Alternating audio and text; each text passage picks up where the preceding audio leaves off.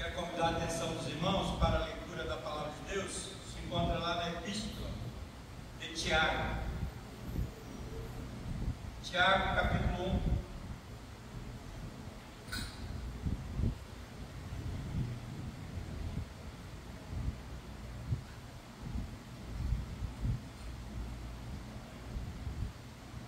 Tiago, capítulo 1, versos de 1 a 18, diz assim. Tiago 1, capítulo 1, do verso 1 ao 18, diz assim: Tiago, servo de Deus e do Senhor Jesus Cristo, as 12 tribos que se encontram na dispersão. Saudações. Meus irmãos, tende por motivo de toda alegria o passardes por várias provações, sabendo que a provação da vossa fé, uma vez confirmada, produz perseverança. Ora, a perseverança deve ter ação completa, para que sejais perfeitos e íntegros, em nada deficientes. Se, porém, algum de vós necessita de sabedoria, peça a Deus, que a todos dá liberalmente, e nada lhes impropera, e ser-lhe-á concedida. Peça, porém, com fé, em nada duvidando, pois o que duvida é semelhante à onda do mar, impelida e agitada pelo vento. Não suponha esse homem que alcançará do Senhor alguma coisa. Homem de ânimo dobre, inconstante em todos os seus caminhos. O irmão, porém, de condição humilde, glorie-se na sua dignidade, e o rico na sua insignificância, porque ele passará como a flor da erva, porque o sol se levanta com o seu ardente calor, e a erva seca, e a sua flor cai, e desaparece a formosura do seu aspecto. Assim também se murchará o rico em seus caminhos. Bem-aventurado o homem que suporta com perseverança a provação, porque depois de ter sido aprovado, receberá a coroa da vida, a qual o Senhor prometeu aos que o amam. Ninguém, ao ser tentado, diga: sou tentado por Deus, porque Deus não pode ser tentado pelo mal, e Ele mesmo a ninguém tenta. Ao contrário, cada um é tentado pela sua própria cobiça, quando esta o atrai e o seduz. Então a cobiça, depois de haver concebido, dá a luz ao pecado, e o pecado, uma vez consumado, gera a morte. Não vos enganeis, meus amados irmãos, toda boa dádiva e todo dom perfeito são lá do alto, descendo do Pai das luzes, em quem não pode existir variação ou sombra de mudança, pois, segundo o seu querer, Ele nos gerou pela palavra da verdade, para que fôssemos como que primícias de suas criaturas. Amém. Que Deus abençoe a sua palavra.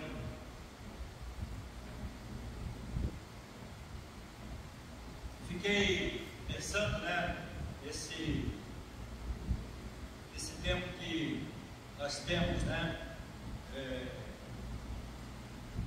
para iniciar um novo ano. E essa semana, irmãos, a partir de amanhã, nós damos início à nossa caminhada com a Semana Mundial de Oração. Então, é importante para nós lembrarmos que a igreja, ela se coloca diante de Deus para fazer cumprir na sua existência a vontade de Deus. Então, é importante para nós pensarmos que o que chega é o que vem das mãos do Senhor. O que vem é preciso ser usado por nós de maneira sábia, de maneira a ter sabedoria naquilo que falamos e que fazemos. Eu olho, por exemplo, para Salomão, quando ele recebe o trono, recebe como herança o trono do seu pai, e Deus diz a ele para pedir alguma coisa, né? E ele pede sabedoria, porque ele quer conduzir o povo de Deus segundo a vontade de Deus e não segundo a sua própria vontade.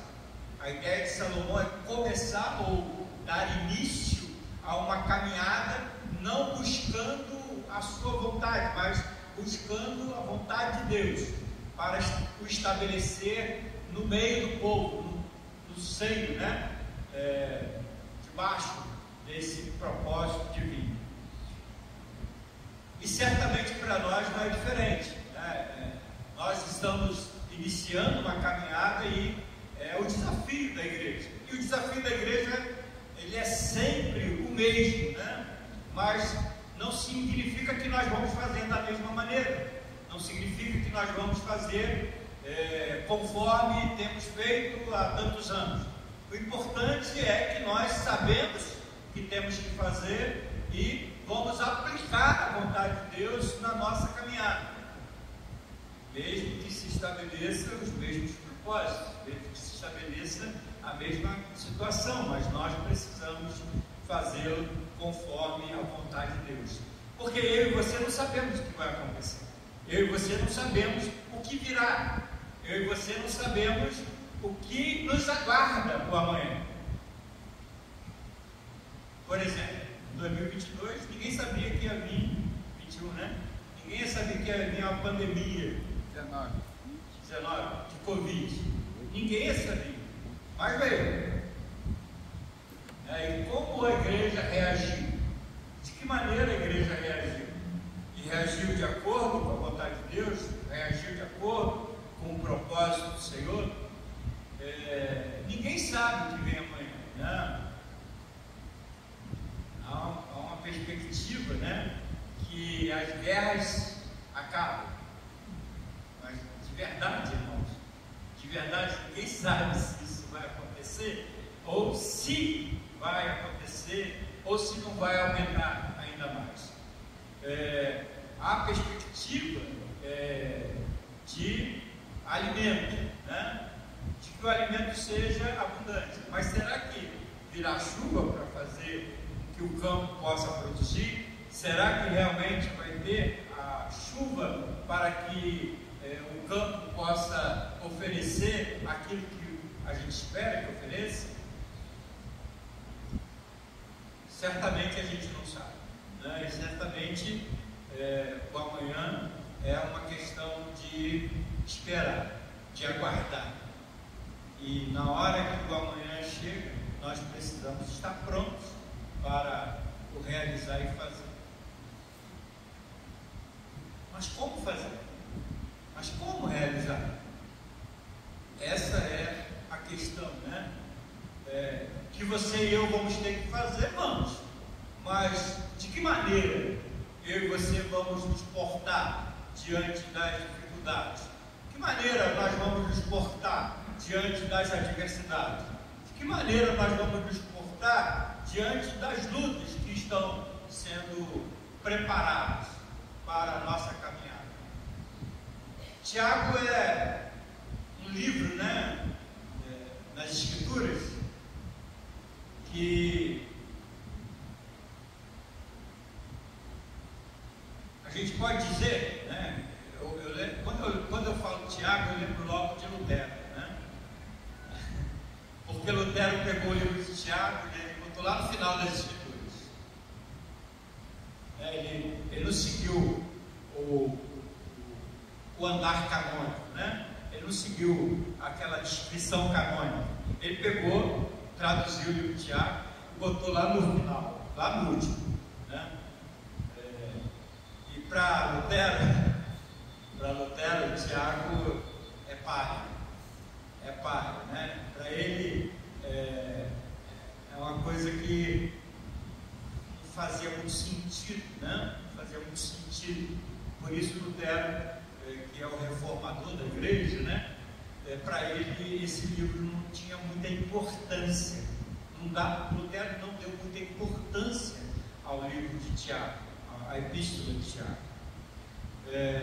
certamente tem os seus motivos, né? Lutero tinha os seus motivos. Quando ele lê Gálatas, né, da justificação pela fé, ele vai comparar o que Paulo escreve, né, em Gálatas e depois colocar diante de Tiago, né? Tiago, para ele, se torna inconcebível. Para ele, Lutero, Tiago se torna inconcebível. Mas é bom lembrar também, apesar de lembrar essa posição de Lutero, é bom lembrar também que depois, mais tarde, né, depois que o tempo passou, um pouco lá na frente, Lutero colocou o livro de Tiago no seu devido lugar. Depois ele recompôs e colocou o livro de Tiago no seu devido lugar. E faz muito sentido, né? Talvez tenha feito sentido para Lutero e o impulsionou a colocar o livro de Tiago no seu devido lugar. Porque Tiago, quando a gente abre o texto sagrado que a gente acabou de ler, você vai ver que Tiago é um líder da igreja, né? E ele está falando, por exemplo, né, ele começa o seu discurso, o seu escrito, dizendo que o livro que ele está escrevendo, as palavras que ele está dizendo, estão sendo destinadas às 12 tribos da dispersão. Ou seja, é bem provável que ele esteja escrevendo para judeus cristãos, né? Ele está lembrando das 12 tribos. Então ele está provavelmente escrevendo para judeus cristãos. Mas ele também está escrevendo para toda a igreja. Segundo os estudiosos, o livro foi escrito em torno do ano de 65, né? E é bem provável que seja num momento muito difícil da igreja, um momento de muita luta da igreja, um momento de muita perseguição da igreja. E quando a gente olha para o livro, né, de Tiago e para quem ele está destinado e o momento em que ele está destinado, Paulo escreveu Gálatas muito tempo atrás, né? Muito tempo atrás. Paulo escreveu, foi uma das primeiras cartas que Paulo escreve, a Gálatas, né? Então é bem provável que Tiago já tenha tido conhecimento dos escritos de Paulo bem antes. E não tem nada a ver Tiago escrevendo como resposta a Gálatas. Certamente Tiago está escrevendo para a igreja. Naquele momento difícil que a igreja está passando, por lutas, desafios, e um chamado à igreja, né? Um chamado para a igreja perceber, né, a importância de firmar o caminho, de caminhar de maneira coerente com a sua fé, Por isso você vai ouvir Tiago falando da prática, da palavra. Você vai ouvir o Tiago falando da necessidade do crente guardar a boca, né? Guardar a língua, né? Não usar palavras vãs. Vai ouvir Tiago falando que é preciso o crente ouvir mais e falar menos, né? E tomar decisões mais coerentes com a sua realidade, com a realidade de igreja, um tempo de luta e de perseguição. Você vai ver que o livro de Tiago é um chamado à prática da fé cristã. E Lutero, né, se baseia basicamente na justificação pela fé, né, na graça de Cristo Jesus. Por isso, talvez o contraste, né, entre Tiago e Lutero, Tiago e a carta aos Gálatas. Mas o que eu queria, irmãos, nessa manhã, né, que nós pudéssemos também, né, receber para a nossa caminhada, como vencer os desafios, né, desse testemunho cristão em dias que eu e você não temos controle, né, do que vai acontecer, mas de qualquer forma, quando as coisas acontecerem, de que maneira o crente deve se portar, de que maneira o crente deve estar preparado, né, para tomar as melhores decisões. Então, aí no verso de número 2, né,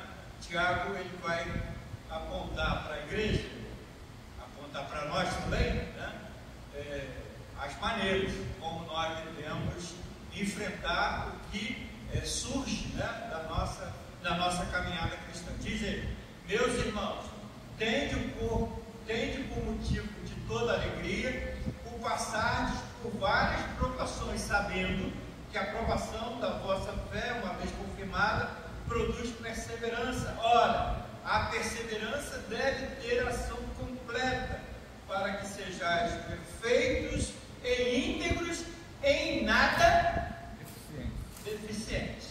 Então você vai ver, né,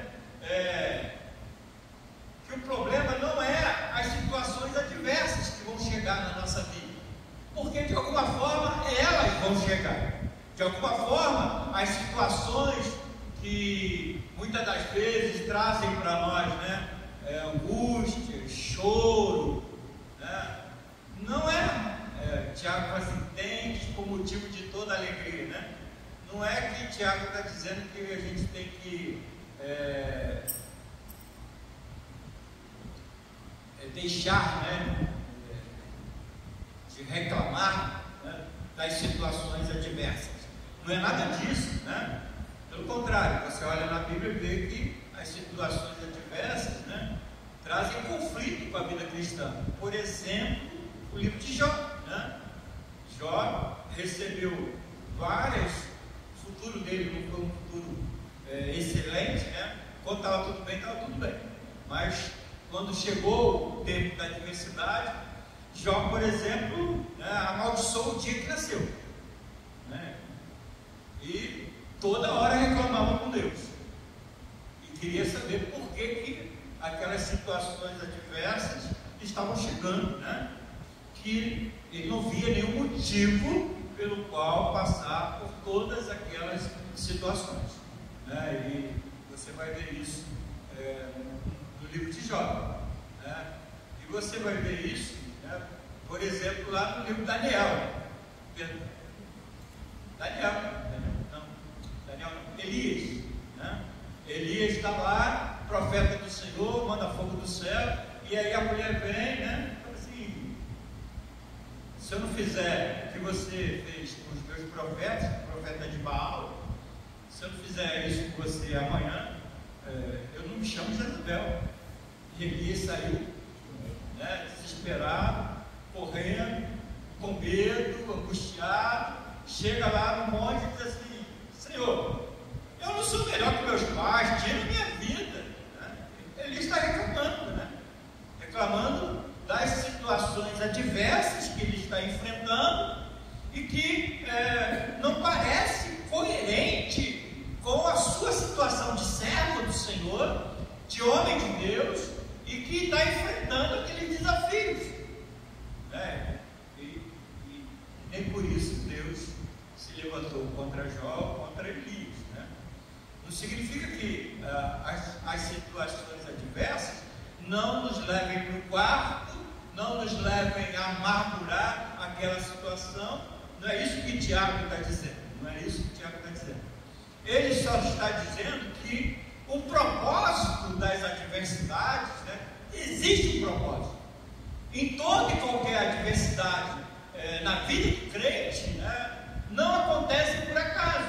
Existe um propósito para que as situações que você e eu vamos enfrentar, elas tenham motivo para acontecer na nossa caminhada e na nossa vida. Existem motivos para acontecer.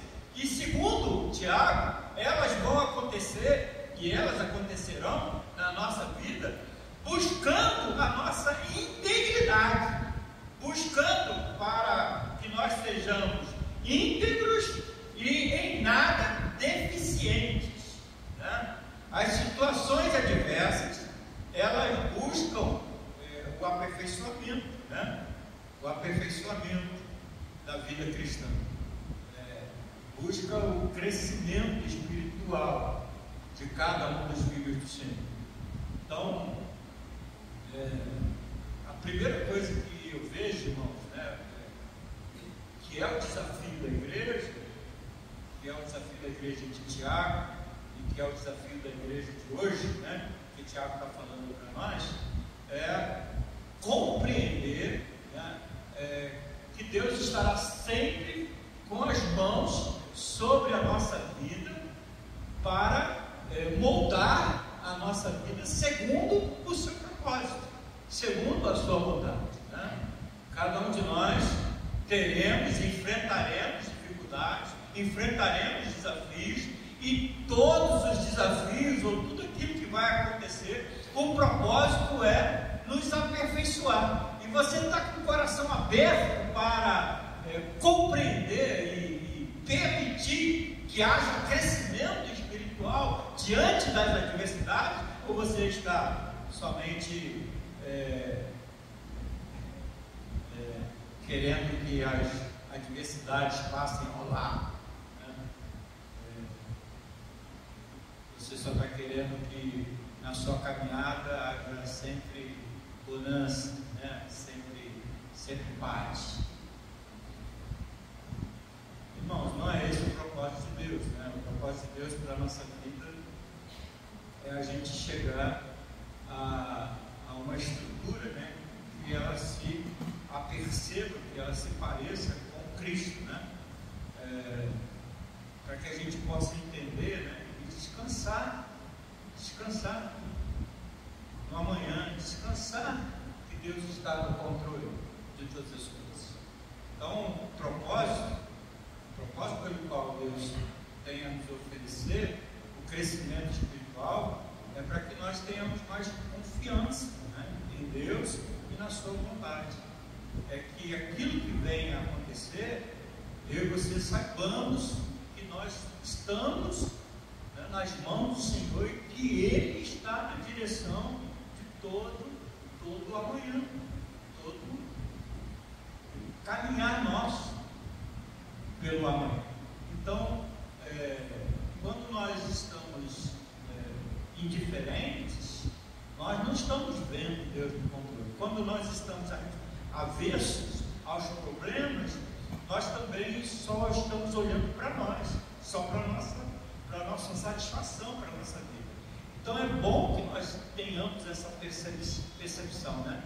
Que há uma proposta, né? Nada acontece na vida do cristão por acaso, e tudo que acontece sob esse cuidado de Deus, Deus estando na direção e no caminho da nossa história. Você vai ver isso claramente quando os discípulos estão no barco e vão acordar Jesus, né?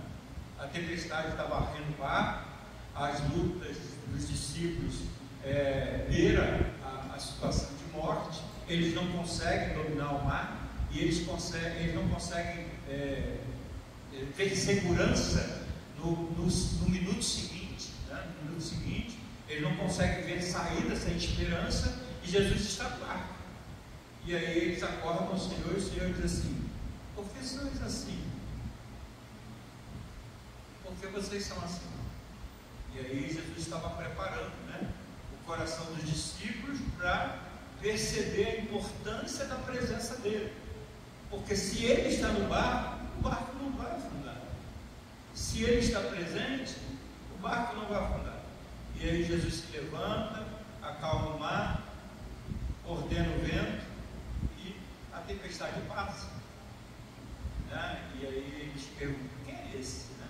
Aí há uma percepção da revelação da presença de Jesus na vida deles, dizendo que ele era o Todo-Poderoso, que tudo estava debaixo do seu controle, que tudo estava na direção da sua vida. Então é essa percepção, irmãos, que a palavra de Deus traz para a vida da igreja, né? As lutas, os desafios têm propósito. As coisas não acontecem por acaso, e elas acontecem na nossa caminhada com o propósito do nosso crescimento e principalmente da nossa confiança que Deus está no controle de todas as coisas. A segunda coisa, irmãos, que o apóstolo Tiago, né, Tiago, né, não é o apóstolo, é o irmão de Jesus, não é o apóstolo. É o irmão de Jesus, é o líder da igreja daquela época, mas não é o apóstolo, é o irmão de Jesus. Ele diz nos versos seguintes, de 5 a 8, diz assim: se porém, né, porque se Deus está te dando, né, algo para aperfeiçoar a sua vida, né, E aí ele diz assim: se porém algum de vós necessita de sabedoria, peça a Deus, que a todos dá liberalmente, e nada lhes impropere, e ser-lhe-á concedido. Peça, porém, com fé, em nada duvidando, pois o que duvida é semelhante à onda do mar, impelida e agitada pelo vento. Não suponha esse homem que alcançará do Senhor alguma coisa. Homem de ânimo dobre, inconstante em seus caminhos. Então, Tiago diz, né, que diante das adversidades, diante das dificuldades que você e eu vamos enfrentar, e que é propósito do Senhor, né, na nossa caminhada, que existe como um propósito de Deus para a nossa vida. Se você, o propósito disso é o seu crescimento espiritual, e se você não consegue entender o propósito pelo qual você está passando por dificuldade, Tiago diz que nós, sentindo falta de alguma coisa, né, sentindo falta de algo para enfrentar aquele desafio, diz ele, essa sabedoria é Deus. E aí você vai lembrar, né, que eu disse na escola dominical, o pedido de Salomão, né? Salomão diz assim: Deus diz: pede, Salomão, o que você quiser para governar o povo de Deus, riqueza, poder, peça aí. E aí Salomão foi lá e pediu sabedoria, né? Deus deu tudo a ele, além da sabedoria. E o objetivo de Salomão era fazer tudo conforme a vontade do Senhor, não fazer conforme a sua vontade. Sabedoria não é a capacidade que eu e você tem, né, de juntar diploma, né? De juntar diploma, não é isso, né? Sabedoria aqui é aquilo que diz o sábio Salomão, lá no seu livro de Provérbios, né?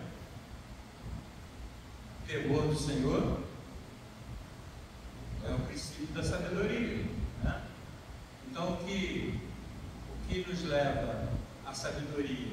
A sabedoria nos leva a aplicar a vontade de Deus na nossa vida, a buscar pela vontade de Deus na nossa vida.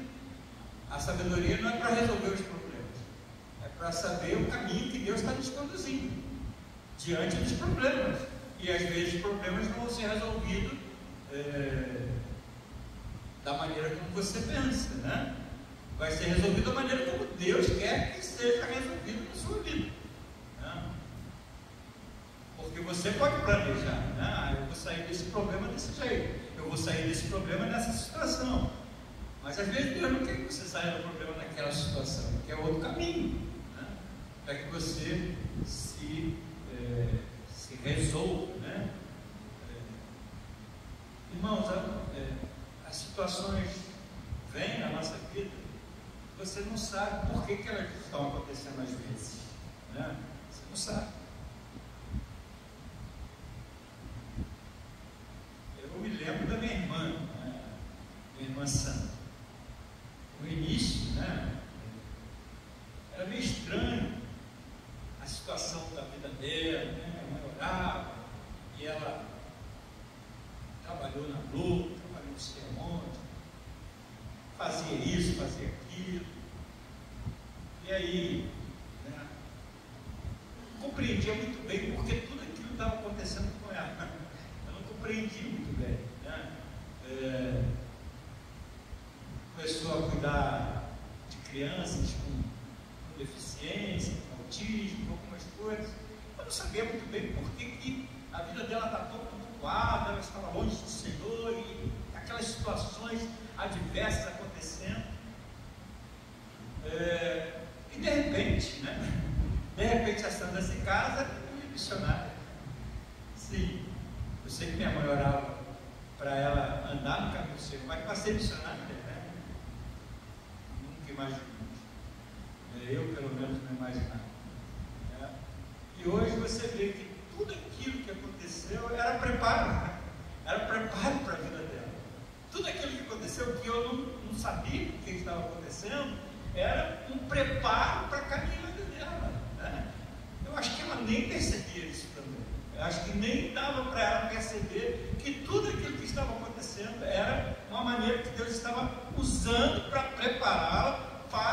velocidade.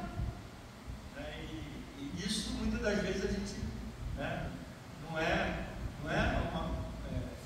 seria uma forma inteligente sair dessa situação de outra forma, mas não daquela forma. E é isso que o Tiago está dizendo, né? O Tiago está dizendo: se alguém precisa, diante da dificuldade, diante das situações adversas, né, não só compreendeu, não entendeu, não compreendendo as situações, peça o temor do Senhor, peça o temor do Senhor, peça que Deus dirija os passos, peça que Deus dirija o caminho, busque sabedoria, busque a vontade do Senhor para a sua vida, busque a vontade do Senhor. É isso que o Tiago está dizendo.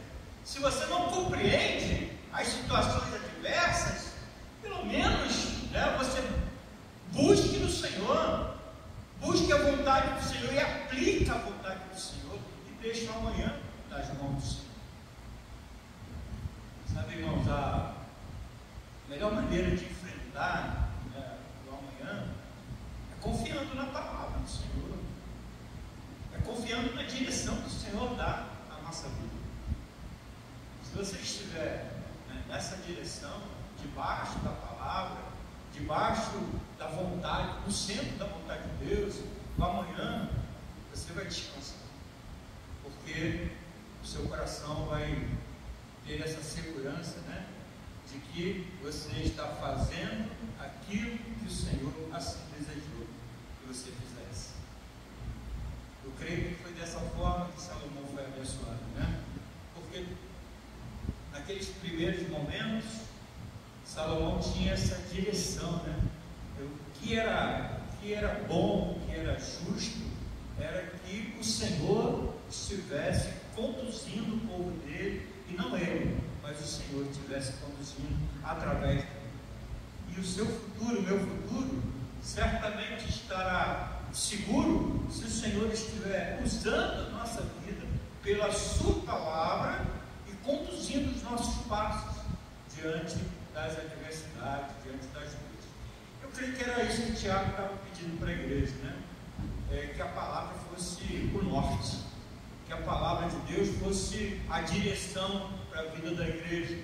Se aquela igreja que estava sofrendo perseguição, se estava sofrendo angústias, né, no lugar que ela vivia, ela precisava focar exatamente aí nesse ponto, né, em buscar e andar debaixo do temor do Senhor, em buscar a vontade do Senhor para a vida dele. E mais, irmãos, eu queria só, antes de passar para o outro ponto, porque Tiago diz assim, a sabedoria, né? Ele diz assim: peça com fé. Se você precisa de sabedoria, peça com fé, né? Em nada duvidando, em nada duvidando. Então, segundo Tiago, né, ele vai dar um exemplo, né, de um homem de 2 almas. Você já viu um homem de 2 almas? Ele dá o exemplo do homem de 2 almas, né? Ânimo dobre, né? É um homem com 2 almas, ou seja, ele não sabe para onde vai, ele não sabe para onde seguir, né? Ele tem 2 direções, ele consegue ter direção nenhuma, porque é um ânimo dobro, é um homem de 2 posições, de 2 almas.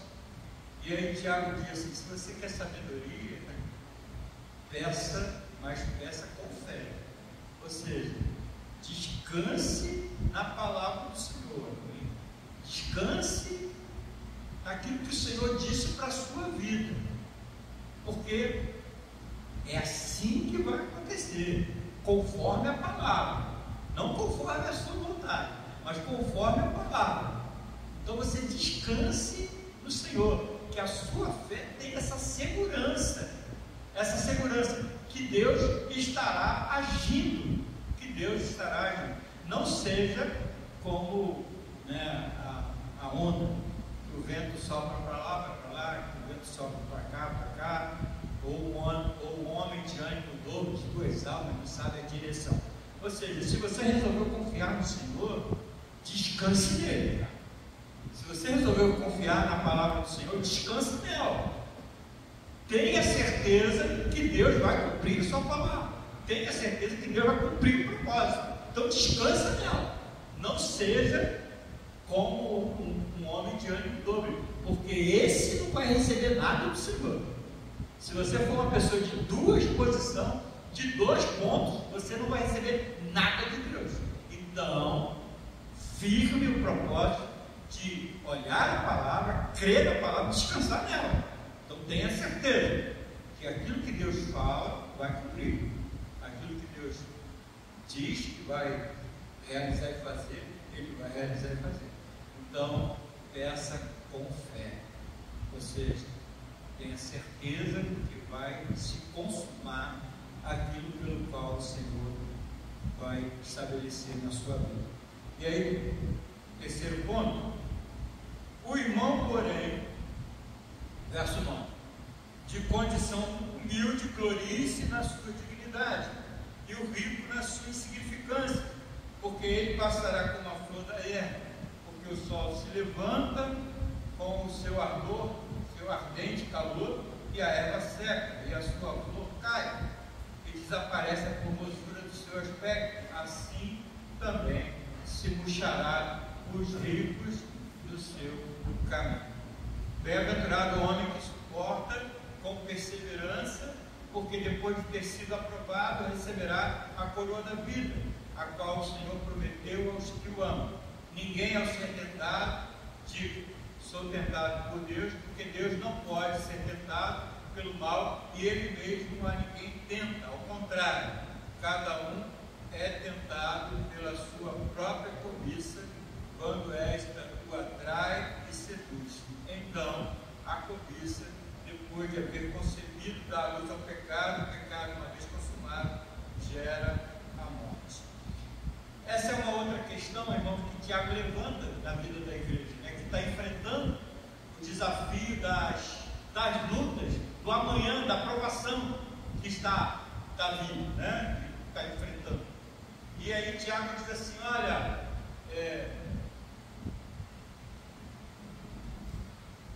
você que é humilde, né? Ele faz a comparação, né, do rico e do pobre, né? E naquela época a maioria da igreja, a grande maioria da igreja, né? A grande maioria da igreja era de pessoas humildes naquela época. Poucos eram sábios, ricos, poucos eram desses. Paulo diz isso. Mas a maioria da igreja, né, da época de Tiago, eram pessoas humildes. E Tiago diz assim, Tiago, ele, né, de Paulo, né, ele fala um pouquinho mal dos ricos, né? Se você ler o livro de Tiago dá uma sacudida, né, nas pessoas que são mais abastadas, né? Mas o que Tiago está comparando aqui não é nem a questão da riqueza, né, mas a questão da dignidade, né? Ele está dizendo assim, olha, você que é mais humilde, você se satisfaça, né, na sua dignidade. Ou seja, você não precisa ficar angustiado, né, porque está passando por momentos adversos por falta de alguma situação. E isso me chamou a atenção, irmãos, porque logo, né, na frente, Tiago vai falar sobre a relação do crente, né, com as lutas, com as provas que ele recebe para caminhar, né, porque se ele cai, a culpa é dele. Se ele cai, a culpa é dele. Se ele cai, né, diante das adversidades, se ele dá mau testemunho, a culpa é dele. Tiago vai dizer que a culpa é dele, não é de Deus. A culpa não é de Deus, a culpa não é do diabo, não é do Estado que está perseguindo ele, a culpa é dele. Se ele cai, a culpa é dele. Tiago vai dizer isso, né? E aí Tiago diz assim, olha, se você é humilde, glorie-se na sua dignidade. Glorie-se na sua dignidade. insatisfeito, né? Crente que não vive satisfeito, eu acho que é o pior dos mundos na vida cristã. O crente insatisfeito. O crente insatisfeito é o pior dos mundos. É o pior dos mundos na vida cristã. Porque ele acha que aquilo que ele está vivendo, ele não deveria viver. Ele merece coisa melhor. Ele merece coisas maiores. Eu não estou falando que a gente não tem que conquistar, ou que a gente não tem que caminhar, né, para uma vida próspera. Não estou dizendo nada disso. Mas estou dizendo que a pessoa despreza o que Deus já deu a ela. A pessoa está desprezando, né, o cuidado de Deus até aquele momento na sua vida. Está desprezando as bênçãos do Senhor até aquele momento da sua caminhada. Ele nunca está satisfeito com as bênçãos que Deus está derramando sobre a sua vida. Nunca está satisfeito com o cuidado paternal do Senhor sobre ele. E se ele erra, a culpa que ele coloca em Deus, não é nele não. Por isso Tiago está falando da cobiça, né? A cobiça é gerada pelo coração, né? Ela é gerada por você, né? E aí gera morte, gera o afastamento de Deus, porque você nunca está satisfeito com as coisas que Deus tem permitido que aconteça na sua vida. Você não consegue dizer o que Paulo diz, né? Sei viver abastado, sei viver na falta de tudo, sei viver nas cortes, sei viver no estábulo, mas eu sei viver. Sei que tudo isso vem das mãos do Senhor. Quando a gente não olha para as coisas da nossa caminhada e não vê a presença de Deus, né? Não vê a presença, não vê o cuidado, não vê o realizar do Senhor, quando a gente vive dessa forma, né? Isso traz, né? O que Tiago está dizendo com relação aos ricos, né? Querido, o final da caminhada é igual para todo mundo. O final da caminhada é igual para todo mundo. O sol levanta, o seu ardente calor começa a esquentar e a erva pode ser a mais bonita, pode ser a mais linda do campo, mas vai murchar e vai secar e vai servir de palha ao fogo. Então, o que você tem, você tem que ter prazer naquilo que você tem. Tem que ter prazer na família que Deus te deu. Tem que ter prazer, né, na força de trabalho que o Senhor tem te dado. Você tem que ter prazer nas coisas que você já conquistou. Não estou dizendo que você não tem que buscar outras coisas. Você pode buscar. Mas o problema é que o coração insatisfeito fere a Deus. Fere a Deus. O coração insatisfeito fere a Deus, porque você esquece que o que você tem, que você possui, veio das mãos dele. Então, Tiago, ele me chama, né? Ele me chama para a cada dia, ser grato. Cada dia ser agradecido. Não importa qualquer que seja a situação que eu esteja enfrentando, mas que eu seja agradecido a Deus por tudo que Ele tem permitido que aconteça na minha vida. É essa fórmula que Tiago dá para a igreja enfrentar os desafios. Tem que colocar em prática, irmãos. Tem que colocar em prática. Não é só saber que nas angústias eu preciso agradecer. É agradecer mesmo. Nas angústias, nas lutas, nas adversidades. Tiago é o cara da prática. Tiago é o cara dizendo para mim, olha, não basta ouvir o sermão do pastor, tem que colocar em prática o sermão que veio da palavra de Deus para a sua vida. É essa fórmula que Tiago dá. Você viver com dignidade. E viver com dignidade é ser agradecido em todas aquelas situações que Deus tem permitido que aconteça na sua caminhada. E para fechar, irmãos, não, vamos ficar por aqui, a hora já foi. Mas é isso, irmãos, os desafios são grandes, né? Mas a igreja precisa se lembrar de certas coisas que fazem, né, da igreja uma igreja que possa enfrentar os desafios. E uma igreja que enfrenta os desafios é uma igreja que sabe que Deus está no controle de todas as coisas, sabe que Deus está na direção. Uma igreja que enfrenta desafios, né, é uma igreja que também percebe isso, né? Percebe que tudo que acontece tem que agradecer, tem que agradecer. Então que Deus nos abençoe, nos dirija os passos e nos faça compreender a sua vontade na nossa vida.